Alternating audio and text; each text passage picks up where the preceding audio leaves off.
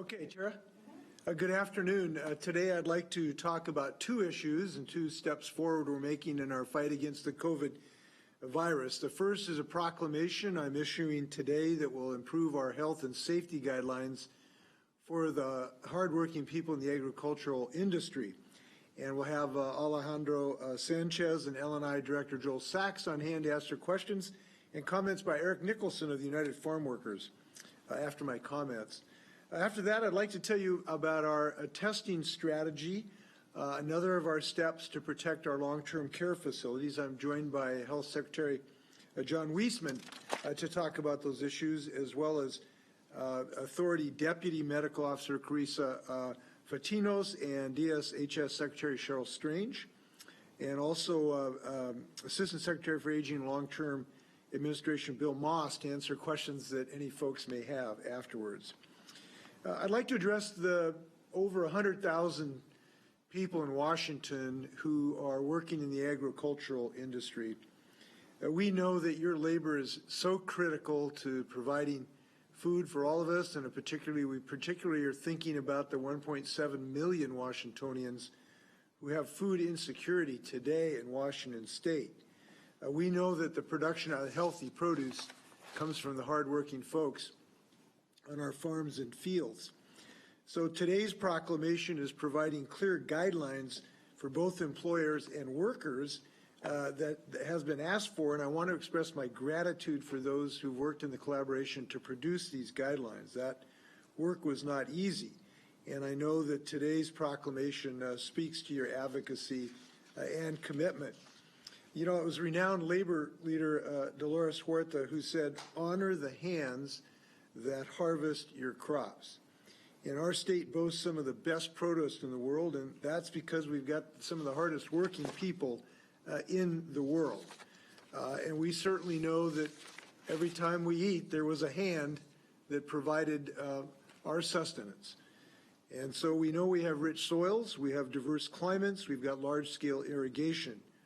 But mostly we have hardworking people, both orchardists and workers and farmers who are responsible for harvesting over 300 different crops in our state.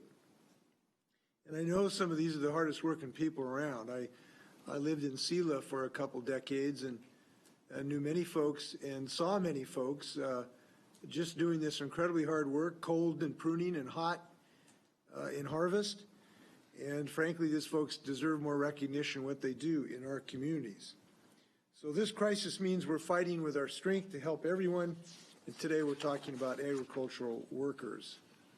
The task to come up with the right policies is challenging, from the fields to employer-provided transportation and housing and other congregate settings like packing houses.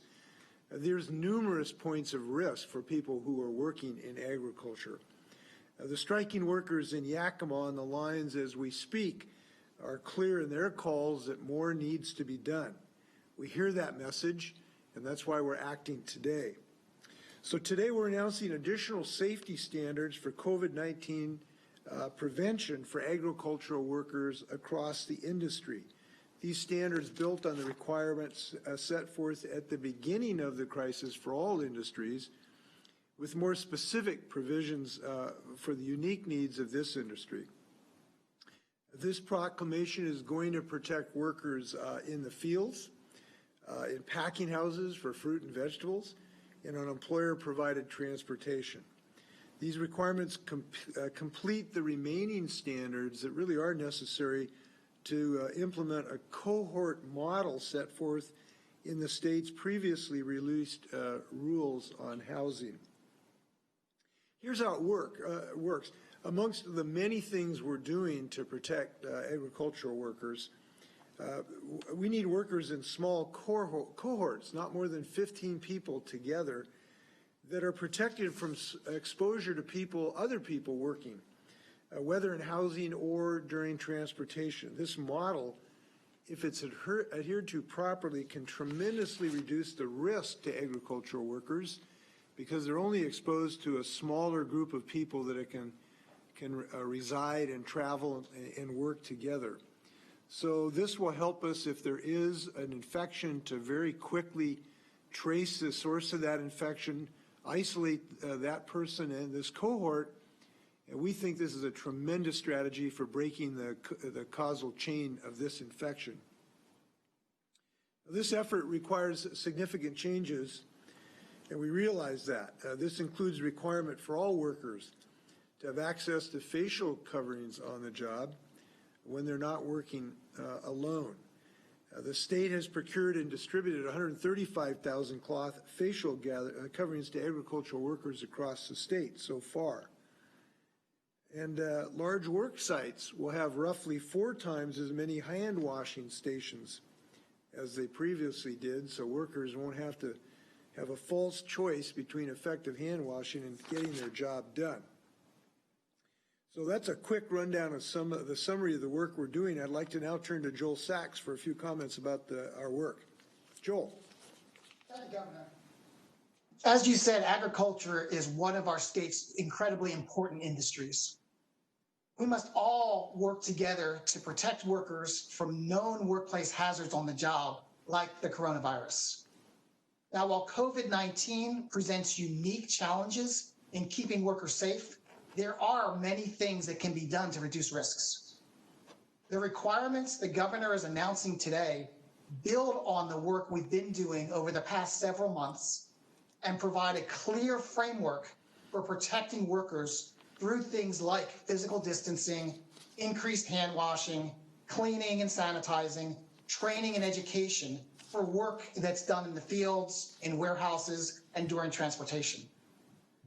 We want workers to know that we're here for them. They can contact us if they have a safety concern or want to file a complaint. We've been taking complaints and, where appropriate, performing inspections, and that work will continue. We want to make sure that workers know their rights. So we've been doing outreach through radio, TV, social media, and partnering with the community advocates. At the same time, we want employers to know that we have a consultation group. So if they need help figuring out the best way to protect workers, we're here and we're ready to provide assistance. We've provided consultations to dozens of employers, and we stand ready to help even more employers and growers. Because now, more than ever, it's critical that growers and agricultural workers work together to promote safety and prevent the spread of the coronavirus. At the end of the day, we believe that everyone has the common goal of ensuring that we can all put food on our tables and also ensuring those who are doing the work every day are able to stay safe and healthy. Here at L&I, we're committed to playing our role in making that happen. Thank you, Governor. Yeah, Joel, I wonder if you want to talk about some of the cohorting strategy, how that applies during transportation, and also some of the pre-existing requirements for residential safety while people are in an agricultural industry. Sure. So one of the pieces that we have worked on over the past few months is identifying those things across all industries that need to happen to ensure workers stay safe, and then addressing many of the unique challenges that happen in agriculture. So we've promulgated an emergency rule that talked about reducing the risk of the spread of coronavirus for those growers who provide housing for their workers. And what we did in consultation with advocates and growers is to identify a variety of requirements that would need to be met, and then different ways that growers could potentially think about implementing those requirements. One of the ones that we hit upon, and that you mentioned earlier, is for those communities where a grower has made a determination that they want to provide, they need to or want to provide housing. If they create what we're calling a cohort, which is a group of up to 15 workers who would stay together in housing, stay together for their meals, stay together when they're working together, and then not have interactions with other groups. That would be one way of trying to protect the spread of the disease. And when they did that, that would then enable the grower to expand and address some of the requirements that we have around social distancing and some of our other requirements. So in many ways, the option for the grower is ensure social distancing, promote a cohort model that creates these small groups of workers that give them a little bit more flexibility as it relates to social distancing. And does that cohort model also apply in the transportation of workers? Absolutely. So as growers are providing transportation, if they have a cohort group, they're able to have that group sort of in a slightly more contained environment. Whereas if you're transporting workers that are not in that group, then the expectations are going to be to ensure social distancing when you're on buses and vans, wearing probably a higher level of facial masks to protect workers from the spread of the disease. Great. Thank you, Joel. And we have Eric Nicholson of the United Farm Workers. Eric. Thank you, Governor. It's an honor to be with you today. And Director Sachs, thank you so much to you and the hard work of everyone at LNI. United Farm Workers has had the honor to represent farm workers across the state of Washington for over 25 years. During the scope of our pandemic, we have been in active consultation with these essential women and men to find better ways to stand with them so they can continue to fulfill their duties of making sure that we here in this state and across the country every day have food to eat, as you have so eloquently spoke about, Governor. Through the course of those conversations, we have learned about growers that have gone above and beyond and learned about the best practices that they have implemented. And we want to learn from them. We've also talked with workers about fears they have, and these rules go a long ways in addressing many of the issues that farm workers have consistently raised with us. And for that, we are deeply thankful. Some of the key points. There has been ambiguity about social distancing. These regulations make it very clear that those measures need to be adopted or other substantive protective measures be implemented. The provision, as Director Sachs talked about, information and training. Many workers, women and men, essential women and men, are going to work today fearful. They do not know what's happening. They are not aware of the coronavirus, the impacts, or more importantly, what happens, God forbid, if they become involuntarily quarantined or get the virus. These regulations require the employers to train workers on their rights and their ability to file claims so they can be made economically whole if and when they have to stay at home. We also are thankful that these regulations require employer-provided masks. That has been a huge issue, is that workers have literally been scrambling, trying to find masks on a daily basis that are clean, that are going to protect them in the work site. These rules clear out that ambiguity, make it very straightforward, and on a daily basis, clean masks need to be provided at no cost to employees. Governor, you spoke about the hand washing facilities. Current regulations allow hand washing facilities to be over 4.5 football fields away from where workers are. We know the importance of hand washing. By reducing that distance by a quarter, we're making those hand washing facilities much more accessible to workers and making very explicit the expectation of hand washing no less than 5 times a day. And finally, the issue of transportation. As we look at food production, we recognize that we're only as strong as our weakest link. And in the constructive conversations the United Farm Workers has had with farm workers, with our colleagues on the grower community, we've recognized in the middle of a pandemic, there are no sides of a table. It is a round table. And we need to pull together, and that is our chance to have the greatest impact, to flatten the curve and eliminate this virus. By taking the steps that the state has done to ensure social distancing and adequate measures are going to be addressed in transportation, we have now firmed up another link in our weak supply chain. And I just want to say, Governor, your words go a long way of affirming the essential work of farm workers. It has been difficult for many of our members who are very proud of the work they do to hear conversations and gratitude being expressed by the community for other essential workers, but many times farm workers have been left out. So deep felt gratitude for that recognition, and the women and men we have the honor to work with are tremendously proud of the work that they do and very thankful now that there will be binding regulations to further protect them in exercising those duties. So thank you. Thank you, Eric, and thank you for your leadership and your organization. They've been really helpful crafting these rules that have not been easy in the agricultural environment. And I want to thank some of the growers that have helped us work through this to learn some of the practices at work as well. I had a great grapefruit yesterday, and it was so good. I know somebody had a hand on that. I don't know who that was, but they certainly deserve protection. So I'm glad we've had a step forward on this, and we're not done in this regard. And by the way, I do want to point these out. These measures are very protective for everyone, including the growers themselves and their families, who are obviously really hard working as well. So everybody's going to benefit from this step forward. So thank you. Now I'd like to talk about our Washingtonians in our long-term care facilities, and these are some of our most loved members of our families. And I want to thank the people who've been working in our long-term care facilities. They've had some real challenges in a variety of ways to try to make it safe for their folks.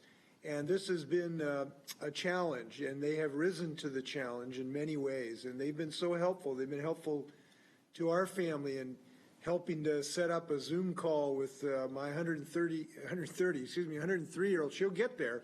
My 103-year-old mother-in-law. We've had some folks out at Ida Culver to set up a Zoom call with her, and we just really appreciate the courtesy and professionalism of people in these facilities, but we want to help them by adding some new measures of protection, and that's what we're doing today. So today our Department of Health is issuing an order that will begin required broad testing within our nursing homes and assisted living facilities in our memory care units. This is going to protect some of our most vulnerable residents, and we know why that is necessary. So I want to just go over some of the requirements now of this, and I'm glad we've now in a position to be able to add to the many things we have been doing already in our long-term care facilities. So under this order, all residents and staff in nursing homes will be tested within approximately 2 weeks, and that completion goal is June 12th. And all residents and staff in assisted living facilities with the memory care unit will be tested within about 4 weeks, or by June 26th. Facilities that have already completed a COVID-19 prevalence survey of residents and staff on or after April 1st will be excluded from this because they've essentially already done it. We're also requiring facilities to test all staff unless there's a medical justification not to do it. And facilities will offer testing to all residents and required to administer tests to all consenting residents. Now, there are already tests being done under previous orders to test in each shift staff when they come in, including temperature checks, and we're glad we've already done that under a previous requirement. To help in this effort, our state is going to be sending test kits and personal protective equipment supplies to our nursing homes and our memory care facilities, both for staff and for residents. Right now, the Office of Financial Management is working on those cost estimates so we can make sure we get that job done. In addition, our state will pay the laboratory costs for those tests for staff only. Residents will, presumably their insurance will take care of those costs. If facilities cannot meet these requirements in the time frame, they need to notify us so we can work to solve the problems to get this job done promptly. Now, this is just one of the steps we've already taken, and I'm glad that we have been working on this for some time. Our state has already sent strike teams to these long-term care facilities to provide on-site assistance with testing and controlling infections.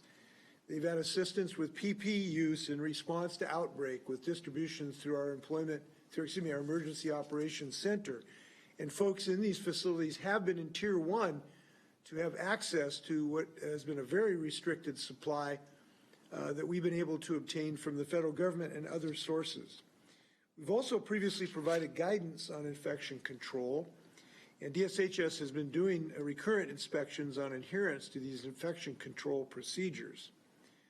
On top of that, our state's provided technical assistance to long-term care administrators, as well as webinars for administrators and staff to really try to prevent the spread of this dangerous virus.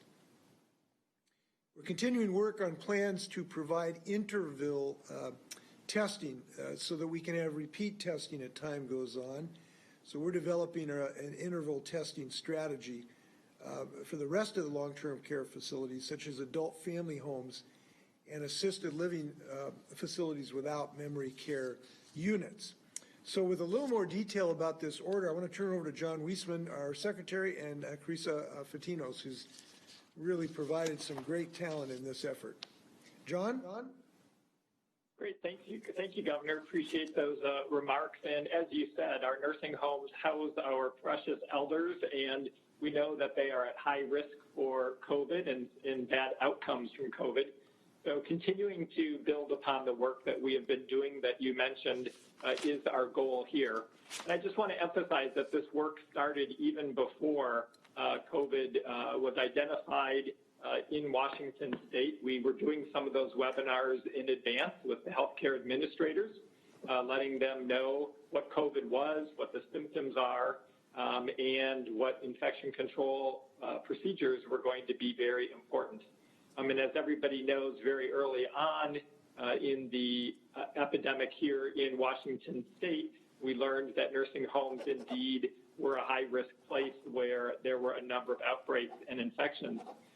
Thankfully, over the last month and a half, since really March, we have really seen a decrease in the number of outbreaks in our long-term care facilities, and that really goes to the hard work that you were talking about the healthcare providers in the facilities who are providing good care, who are paying attention to infection control, and as they've had the access to the personal protective equipment, et cetera, have been able to better protect everyone. So this order, which goes into effect today, really continues our work and now allows us to focus on those nursing homes and assisted living homes with memory care units, allows us to focus on those that haven't had an outbreak. For us to go in, test everyone, make sure that we don't really have any asymptomatic infection in those facilities. And if we do find some, to be able to, much like what you were talking in the earlier segment, be able to cohort those residents and keep them, in a separate part of the facility from others so that we minimize the spread of any asymptomatic infection as well. So we are looking forward to working and partnering with our nursing home and assisted living partners out there to get this job done. We are excited to have the adequate personal protective equipment and now the testing supplies to be able to carry out this mission and to assure that everyone is successful in being able to get this order carried out, as you said, for nursing homes within the next 2 weeks and our assisted living facilities that have memory care units by the 26th. And the reason we're focusing on those units with memory care is that we do find higher infections in our assisted living facilities with memory care. And in part, that's because folks with memory care issues, and my mom had memory care issues and was in a home, tend to wander and, need to be able to move around as part of their daily living. And we know that increases the risk of infection. So we have been seeing more infections there, and that's why we are prioritizing that group of folks. So we are looking forward to these results and learning just how much asymptomatic infection we might have in a facility. And with that, I think Dr. Fatinos is now just on the phone. She's been having problems with video. So Dr. Fatinos, I'll turn it over to you if you are on the line.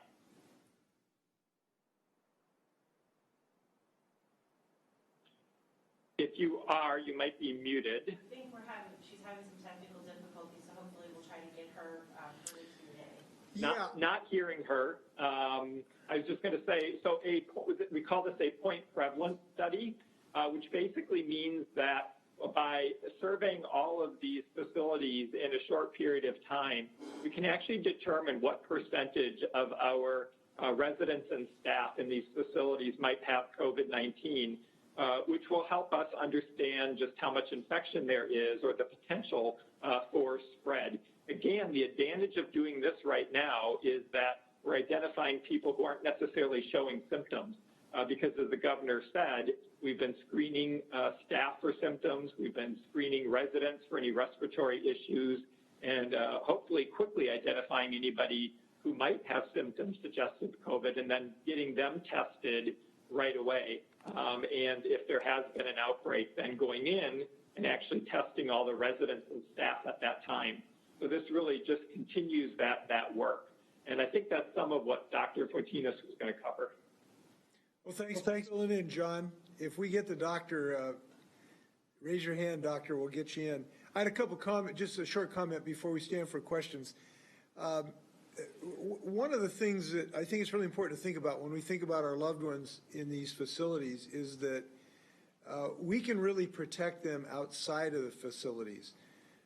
One of the things we can all do to protect people in these facilities is to try to reduce the rate of infection in the environment outside, because the more infection there is outside, the more it gets into these facilities. And it is very difficult. We're testing the staff. We've made the difficult decision to stop visitations in these facilities, but staff has to come and go.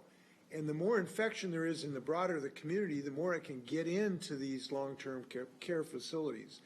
I just point that out is that we can do things for our loved ones who are being cared for, wearing a mask when we go to the grocery store. That's a simple thing to do, but it's really can help us reduce the infection rate in the community so it doesn't go into these facilities. So we can all be really helpful to preserve life in these spots. I think this is a good order, but it's not the only thing we can do. We all have a chance to take care of our loved ones, many of whom are of advanced age and therefore the wisest amongst us. So we hope people can help out every way they can. With that, happy to stand for questions. Question comes from Nick with AP. Oh, hi. Are there any penalties for failing to comply with the farm worker protections, or can you summarize those? Joel, you want to talk about that? So under our occupational safety and health rules, there are penalties associated with violating both what's here as well as our standard rules. And those are calculated on a case-by-case basis by formula, and it typically can be up to $7,000, depending upon the nature of the violation, the potential harm to the worker, and the size of the employer. I just want to note, if I may, that these sanctions are available, but we've had such broad-scale compliance with our orders to date. And I want to thank the business community. The vast majority of business leaders have protected themselves and their employees and their customers by complying with these rules, the vast majority. And there's been very few folks who've been non-compliant. Those folks tend to be the ones reported in the press, of course. But we just want to thank the people who run businesses. They've made some very difficult decisions to try to protect people, and we appreciate that. Now, we have had some folks who need some reminding, and they need to be reminded that there are fines if they do not comply with these safety rules, including being open when they should not. In the last few days, we've had a number of businesses that thought they were going to skate by and not follow these rules, and we had to remind them they'd be fined, and they indeed have shut down in the last few days. So we've had some additional health in our state, but it's a very small group, and I want to thank the business community for what they're doing. Next question comes from Joe with the Seattle Times. Two questions, one for the governor, one for Mr. Sachs. For the governor, a judge is expected to rule Monday on whether your stay-at-home order should be temporarily stopped. Do you have concerns about that? And is that factoring into whatever decisions you might release in the coming days on extending the stay-home order? And then for Mr. Sachs, I'm just curious to hear a little bit more about the guidance today. What in here is completely new? Because I know that some of your guidance was already out there, or is this just sort of formed up? Is it directives? Can you just kind of parse that out for us? I'll go first. No, the fact that some folks have filed a lawsuit is not affecting our decision-making. We're making a decision based on the science and the data and the metrics and the advice we have from epidemiologists and listening to people in the larger community and how this is working, that's what we're making our decisions on. We believe we're on very firm ground, both by Washington law, by statute, and also by the state and federal constitutions. And I feel very confident that we have complied with the obligation, not just a right, but an obligation for the governor to act to save people's lives. And that's fundamentally what we're doing. And I think people understand that in Washington. That's why there has been such a high rate of compliance, so people know how dangerous this virus is. And they know that we can actually do effective things, which we're doing. So now, having said that, I want to tell you, look, I respect people's right to go to court. They have a right to challenge decisions in our government. And thank goodness we live in a country where we have a good judicial system that can give the people the right to have these things reviewed. That's fine with us. But we feel we're on very good ground, we're making good decisions, and we're saving lives, and that's a pretty good day's work. And Joe, thanks for the question. I would describe what came out today as building upon the work that we've done. So embedded in this are the things that we've already done, but there are a number of places where we articulate new requirements based upon some of the things that we've been learning over the last few months. So just a couple of examples. Eric mentioned one in terms of the spacing of hand washing stations. A second one is in this directive, consistent with what we've seen with other industry agreements, is the expectation that workers in the agricultural industry are wearing masks unless they're working alone. There's also some more specificity than we provided up until now around transportation.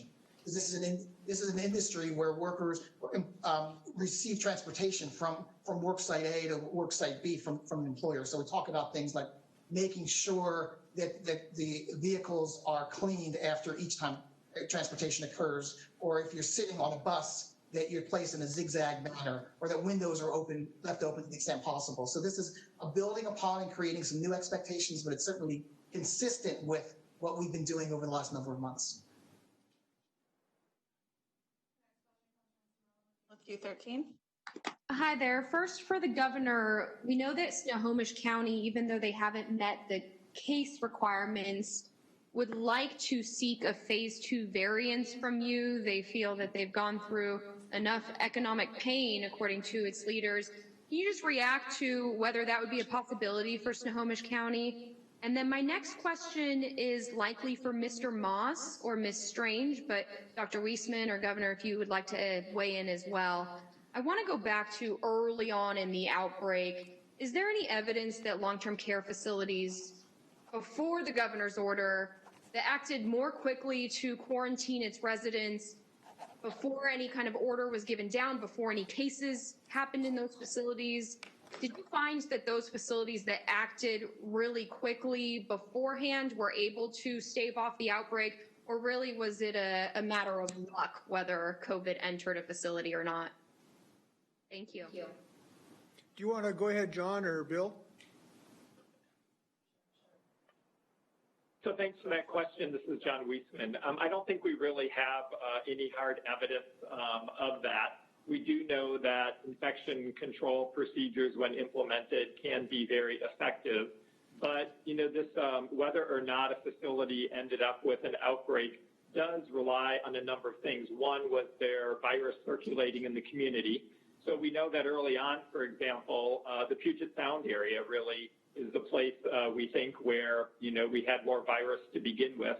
So facilities in another part of the state were at much less risk for that. And as the governor said, some of this, the infections, if residents weren't leaving the facility, which, they certainly were out in the community, but this infection could come in through visitors, it could come in through workers, somebody who had a visit at a healthcare provider, had to go out, or they were out on a tour.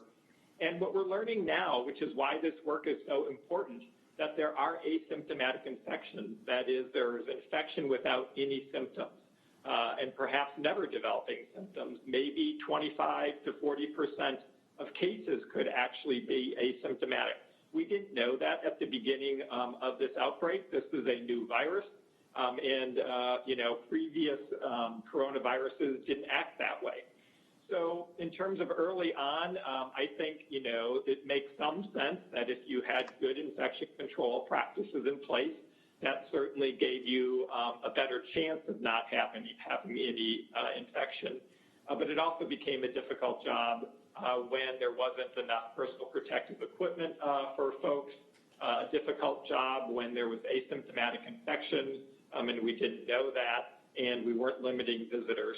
So I don't think we have great evidence, that I could point to answer your question specifically, but it does make some intuitive sense that if you were better at infection control procedures, you had a better chance of having less COVID.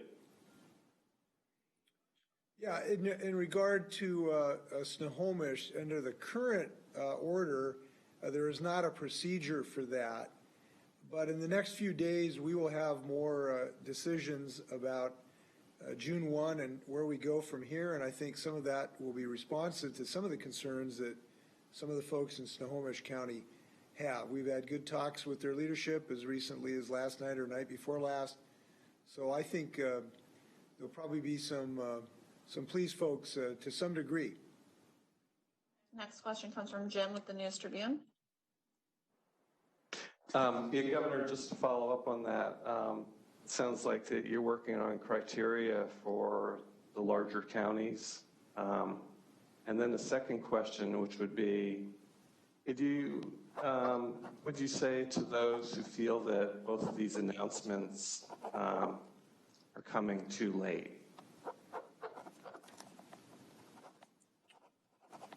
Well, what I've learned in this business of dealing with this virus is that no matter what decision you make, a lot of people think it was too early and a lot of people think it's too late. And we make the best judgments we can. We have been working on both these issues for some period of time. And I just want to reiterate, this is not the first thing we've done for these communities. This is just another step of the continuum of protecting people in agriculture and long-term care facilities. We acted fairly quickly to prevent visitors. We've had strike teams go out to these facilities. We've had many, many educational things in infection control. The state has provided PPE and test facilities for long-term care facilities. I just want to point out these things are just an ongoing part of our efforts. I do want to say that we have been frustrated in some of our ability to do some of these things, including this testing. So as you know, testing supplies have been in very short supply, including the swabs. As you know, we've had probably only a quarter of the swabs we need to actually test the nurses and the physicians and the firefighters and the police officers and the ambulance drivers and people in long-term care facilities. They are all in Tier 1. So everybody was in the same boat. There simply was not enough of this testing material available, and it's been very frustrating to all of us. And I may be the most frustrated person in the state about that. So had we had additional testing capacity, I think we could have done these things earlier, but that's been a great limitation. Now, the other thing is that the science has advanced, as John talked about. The science has advanced significantly in the last several weeks to show how prevalent asymptomatic transmission is. We thought that was a possibility, but it has now become a certainty, and particularly a higher percentage of transmissions appear to be from asymptomatic transition, which has increased in the last several weeks the need for this more broad-scale testing. So both the science has improved and the testing supplies have improved. I know you've heard my concern that we have not had the assistance in the federal government we wanted for a long time to get testing facilities. That has improved. We've got several 100,000 swabs that have been delivered in the last several days. So this has now enabled us to take these next steps.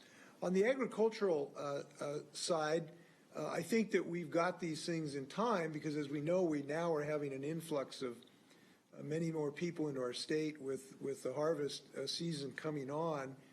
But we've been working diligently to take, again, the next steps. This was not the first step. This is one of many we've already taken in the agricultural facilities.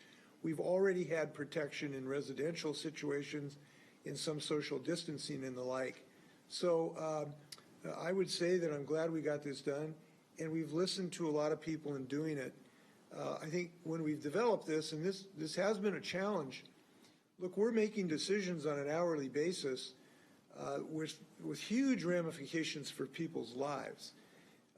When you make decisions like this, you want to talk to people, and so we've spent a lot of time the last several weeks listening to orchardists and farmers and ag representatives and agricultural workers and doctors, and we've tried to get as much information as we can. I think we've come up with a really good product in really tough circumstances. Next question comes from Essex with Cairo. Yes, that's question for you. That's question for the Secretary. Essex, I'm sorry, Essex, we can't hear you. If we can try a different avenue. Essex, the same thing that happened last week is happening again. If you could pop off and then try again. Okay. Thanks, Essex. We'll be back to you. Okay. Next question comes from Carolyn with the South Seattle Emerald. Hi. Yes. So I have two longer questions. The first one is for Governor Inslee, and the second one is for Director Sachs. Governor Inslee, last week the Seattle City Council passed a resolution asking that you create a relief fund for undocumented workers who do not have access to unemployment benefits and taxes. As we've seen, undocumented workers are among make up a lot of the agricultural workforce. Is your office looking into creating such a relief fund? And if so, what does the timeline look like?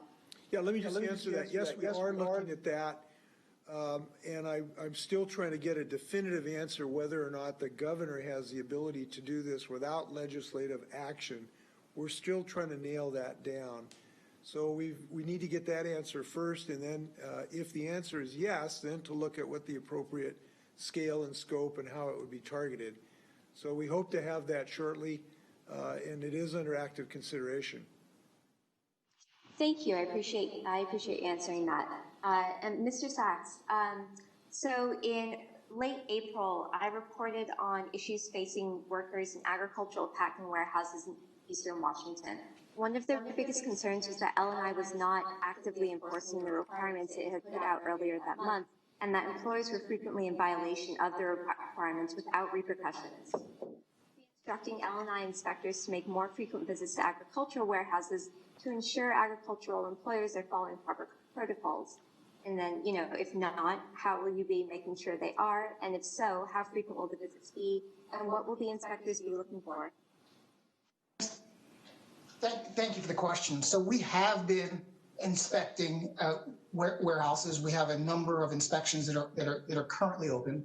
And when our inspectors are going in, they're looking for the kind of things that we've been talking about. So is there social distancing? If there's not social distancing because of the nature of the job, what are the mitigations that employers are putting in place to protect workers? Is there enough hand washing stations? Is there are things being cleaned on an appropriate basis? Are workers being trained? So we have been doing inspections. We will continue to be doing those inspections. And for the warehouses that ask for it, we're also available to provide consultations. It's our belief that the more we can be working with both workers and with the employers is to identify best practices, good safety practices, and encourage collaboration between the workers on the front line and management in packing houses, the more likely it is that we're going to have safe working conditions across the state. Next, we're going to go back and try Essex again. Okay, hope you're hearing me better now, Governor. You bet. Would you clarify something from yesterday, Governor? And then I also have a question for the Secretary. Would you be clear about your position on Commissioner Levine? Does she continue to have your full confidence? Yes. She and the department are doing a very difficult job now, and I think have had some recent success. I think she announced today that the department has been able to stop, intercept, or recover about $300 million from this criminal syndicate that is attacking America right now. We're not the only state being attacked. That's some good news. Under her leadership, the department has also been very aggressive in the last few days, putting in a host of other measures to reduce the risk from these criminal syndicates. And I have been advised of those, and they are multiple layered and they're technologically adept. I can't share those with you, obviously, because we don't want to tell the criminals what our strategies are, but I think they have been considerable. And it is a difficult thing the department's doing right now because it's simultaneously trying to accelerate our ability to get these payments out to people who are justifiably making claims. And this is extremely frustrating to people who've been waiting weeks to get their payments. And yet if we turn the dial towards security, every time we do that, it slows down our ability to get those payments out to people. So that dial either goes to reducing the risk of hunger or it goes to decreasing the risk of fraud. And so they're having to make some really hard decisions. I think they've made some good ones recently to simultaneously try to get these checks to payment who are so desperate for these unemployment compensation benefits while simultaneously reducing the risk. And I think they are achieving both of those as quickly as possible. And for the Secretary, with this additional testing, will care homes now be able to reopen to visits from families which have been so missed?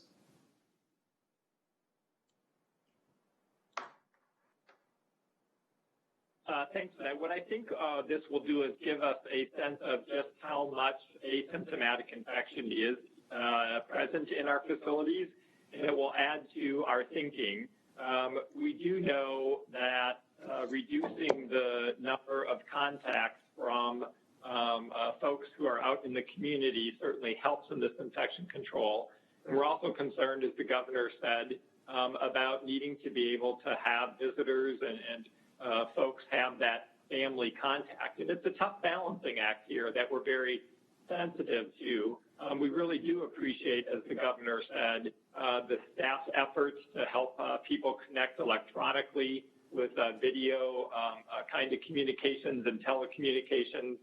And that's been, an additional task that the staff have had to take on in those facilities. So we do continue to take a look at this, and going forward, we haven't made any decisions about how to best proceed, but this information will give us, this testing will give us additional information as we ponder the options out there for all of us. Next question comes from Dan with Fox News.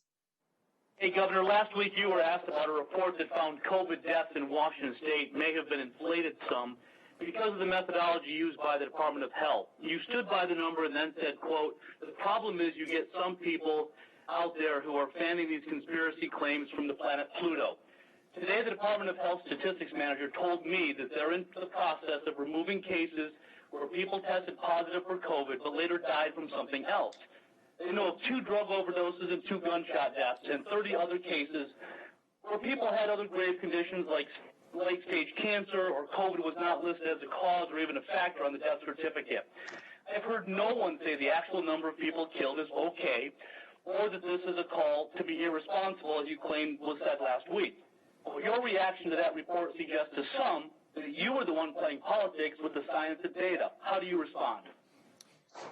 Well, listen, I guess what I would like to say is that the actual number of COVID deaths may actually be higher than has been reported because we have a number of deaths that did not take place in hospitals. There were not autopsies. No one knows the exact number right now. It could be higher. There was a description a few days ago by Dr. Lofi and others that suggested it actually could be higher than has been reported. Now, possibly it's a few lower. That possibility exists as well, I suppose. The point I would make is 2.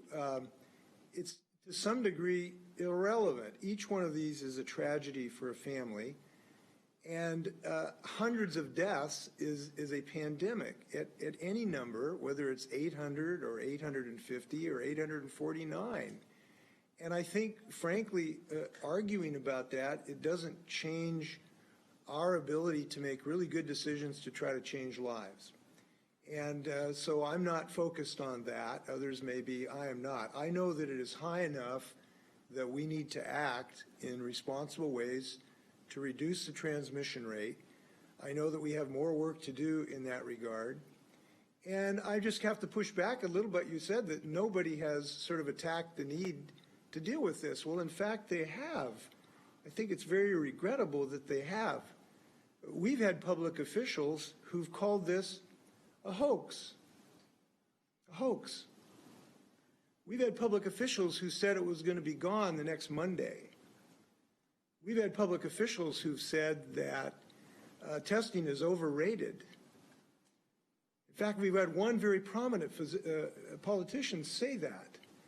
And that has been very damaging to our nation's ability to do what Republicans and Democrats need to do, which is to work together to end this scourge. And I can tell you that both Republican governors and Democratic governors have tried to convince the federal government to be a better partner to try to not spread misinformation about this. And so whether that's coming from Pluto or the White House, maybe is not that big of a difference because it's dangerous. Let me give you another example right now since we're on this topic, because it's a very important one.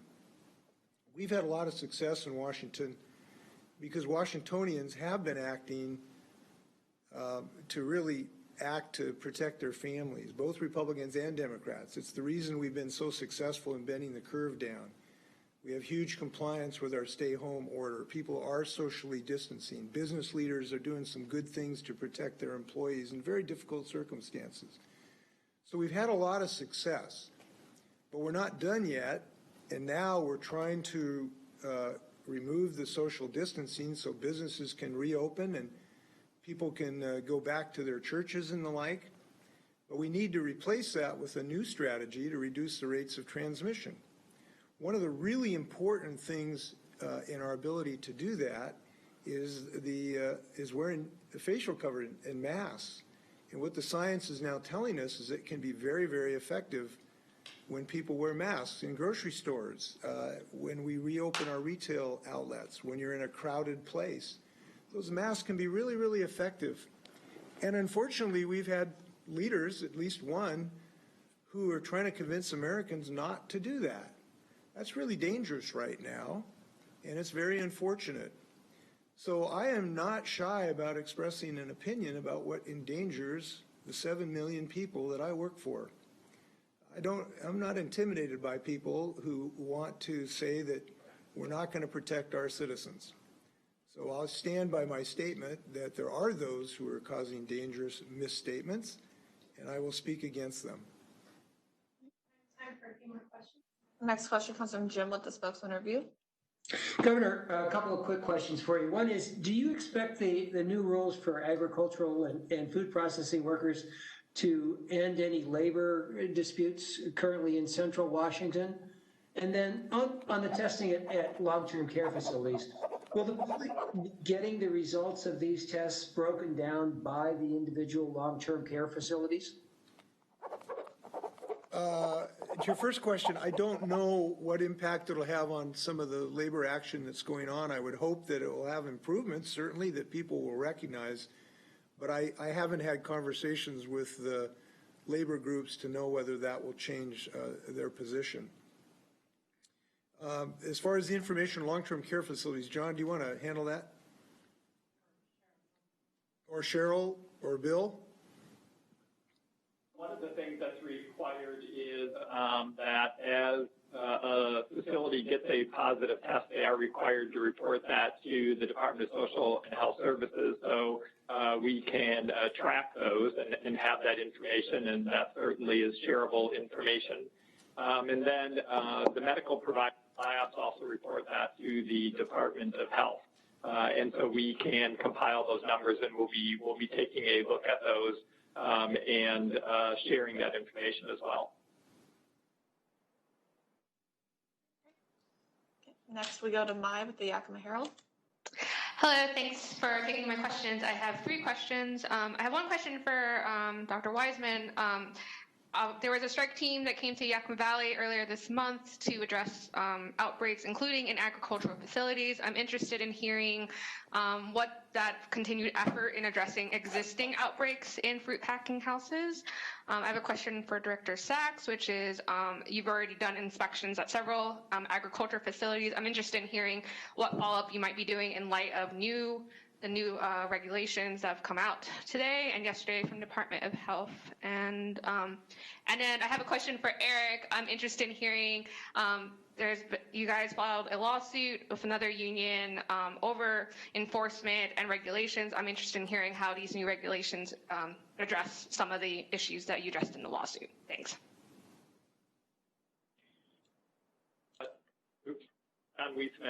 So those strike teams are exactly what we're talking about, where we can send out not only to long-term care facilities, but to work sites as well as being an important part.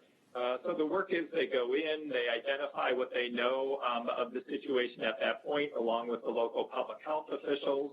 They can recommend additional testing that we want to do, bring in the supplies so that they can have the supplies and the ability to get those to labs so we can get quick turnaround tests on those. Also look at what infection control practices are currently in place, what might need to be strengthened. Perhaps there were some practices that were just simply wrong, and being able to correct those as we go. And then as we do that, part of that is providing technical assistance to and with the local health department, the employer, the workers, to make sure that everybody can have the information they need. So the strike teams are really important. They were out there, both the Washington State Department of Health as well as Centers for Disease Control and Prevention were out working and in both long-term care facilities and in the food processing. And I think folks have found that very beneficial and brought in additional testing resources. So I hope that answers your question. So this is Joel Sachs for your second question. Our intent is to continue down the path that we've been down, which is we will be doing some proactive inspections. We will also be evaluating and responding to complaints that we get from workers and referrals from other organizations, and partnering with growers and packing houses that ask for our help from a consultative perspective. In terms of the enforcement criteria that we will use, come June 3rd, when this criteria formally takes effect, when our inspectors show up and open a new inspection or begin a new consultation on June 4th, June 5th, they'll be applying this criteria. I also believe, because a lot of this criteria are things that are best practices, I suspect that we will find, at least in a number of facilities and on a number of farms, these things are already happening because growers have put them in place a few weeks ago. And we want to ensure that that's happening across the industry.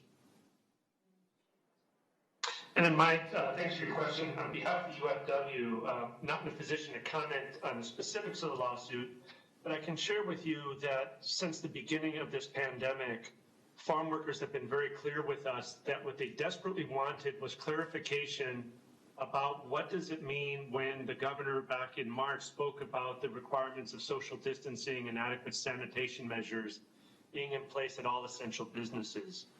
With the promulgation of the housing rules a week or so ago now, and with these regulations on transportation and worksite requirements, in our talking with workers, we're feeling much better about having the clarity that they were looking for, so everybody knows what the rules are, they will be enforced, and hopefully the essential women and men who are keeping us fed can continue to do their jobs safely and without putting their families at risk. Last question. Final question comes from Keith Wiscombe.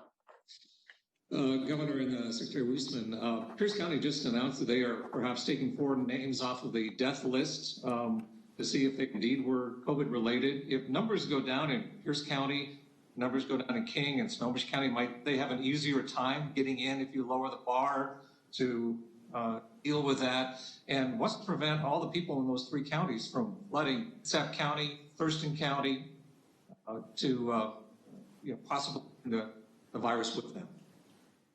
Could you try that last part again? We broke up a little bit.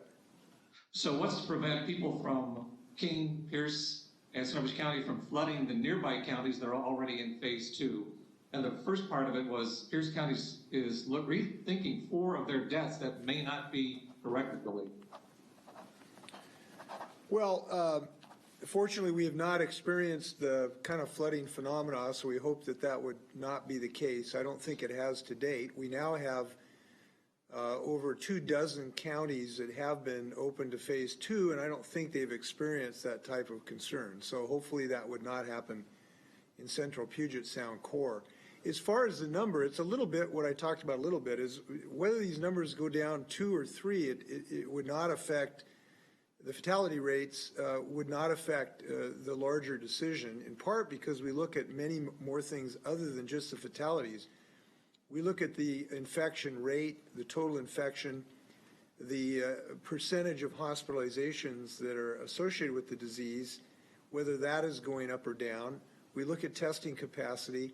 Importantly, we look at the contact tracing and isolation capability of counties, because as we've talked about, we need to have that new smart weapon that can replace the social distancing. So the numbers of fatalities is only one of the things that we look at, and I doubt just a 1 or 2 change is going to fundamentally change the assessment. But as I've indicated, we'll have more to say about that. I hope tomorrow, that is not a certainty, but I'm hopeful tomorrow to have some more to say about that. Yes, one thing is, in listening to our discussion today, thinking about our agricultural workers and what we're doing, and one of the things is this issue of masking and PPEs. And this is going to become an increasing part of our discussion in our state.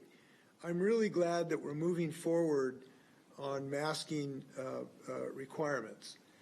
And because I think the science is becoming increasingly clear that this can be a very significant part of our strategy to reduce the rates of transmission of this virus. And I'm glad that we're finding leaders who will speak about that, business leaders and others. I had 2 Republican governors, colleagues of mine, Doug Burgum of North Dakota and Mike DeWine of Ohio. They showed some real courage the other day in speaking about the value of masking and the fact that it protects other people, and it's a demonstration of our love for our neighbors, that when we wear a mask, it's a demonstration that we don't want to infect them. And I hope that we're going to have a success on this, not just for agricultural workers, but for all of us. We'll have more to say about this in the next few days. But as we do these orders, these are orders. These are now the law of the state of Washington. But our success is going to be as much or more on our individual acts of kindness and responsibility and love for our community. And certainly masks is one of the ways to demonstrate that. Some health district county officials in the last few days have done a particular order in this regard. And I just want to reiterate that the governor is just one of the people in this fight.